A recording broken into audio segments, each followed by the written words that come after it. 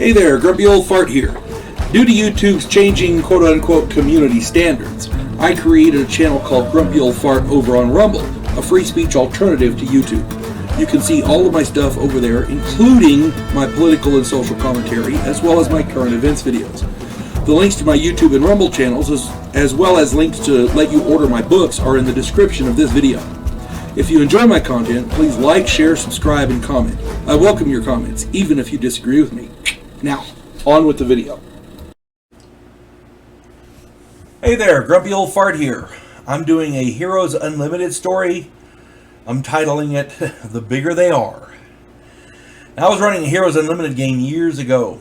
My players wanted to run bad guys, so it was more like a Villains Unlimited type of a deal. Not to be confused with the resource book of the same name. I used to own that. It was quite good. They had Heroes Unlimited, then they came out with another book called Villains Unlimited. They had a bunch of different powers. Then they had they combined all that into one book, and they called it the Heroes Edition, Heroes Unlimited Revised Edition, I think they call it, or whatever the hell it is. I've got that one, and it's really good. They combined all those superpowers from both books into one. One of my players had commandeered a rocket about to launch into space, and the rest of the group took over mission control. The rocket was about to launch a weaponized satellite into orbit, and long story short, the entire group got on board, were able to go into orbit with this rocket. Their idea was to use this satellite to blackmail people, to pay us X amount, or we'll, it's a standard, pay us or we'll destroy your cities, and that kind of thing. Personally, I thought it would have been much easier, more beneficial to take control of the satellite after it was put into orbit. But they insisted on doing it their way, and I'm just the game master. I can't tell them what to do. So, the player characters are all on the rocket. When it hit orbit, the automated systems launched the satellite. Everything was good. The players were trying to figure out how to get aboard the satellite, but it had no crew compartment. It was an automated satellite. Plus, it had already launched. The rocket was supposed to be abandoned, and the crew of 2 were to eject and ride the crew capsule back to splashdown. Yeah, well, the 5-player characters simply would not fit into the crew compartment. The group leader and one other player character locked themselves into the capsule and ejected. Yeah, teamwork went right out the window there, along with the group leader and one other player character. They re-entered the atmosphere and splashed down to be arrested by the authorities. 2 of the player characters were sucked out of the rocket when the capsule ejected, and they suffered decompression and died.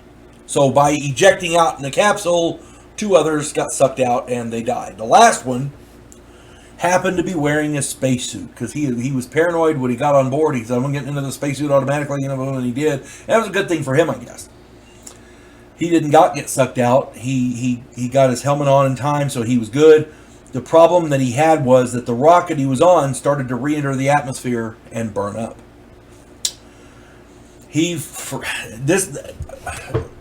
Player characters will never, ever cease to amaze me. Players will never cease to amaze me with their faulty logic, the only way I can think of to describe it is harebrained schemes. You can't make this stuff up. This guy decided that his best chance was to use his superpower to make himself as tough as possible. His superpower was growth.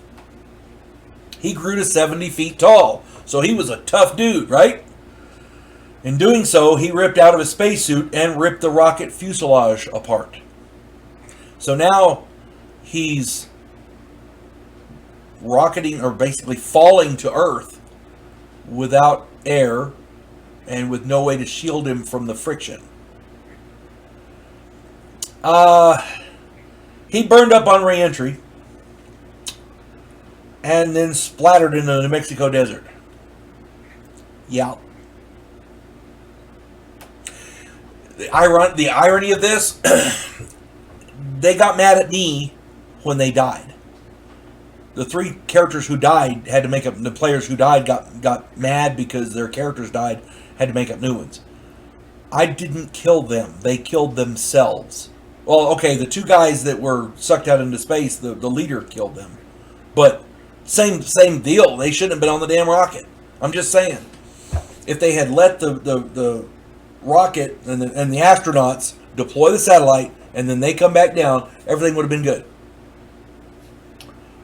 They take over the control of the satellite from Earth and then they're good, right? That's what they should have done. That makes more sense to me. But no, they wanted to fly a rocket into space, and they did. You really can't make that stuff up. I hope this finds everybody well. You folks have a good day. God bless one and all. Devo Poland, a scientific representative of a pacifist race called the Gandhiri, is sent away as an exchange officer. His objective? To learn the one skill his species never developed, to fight. And he's sent to learn that skill from the one species who does it better than any other in the galaxy, humans. If you like science fiction with an upbeat military tone, check out my novel, Vanguard 1.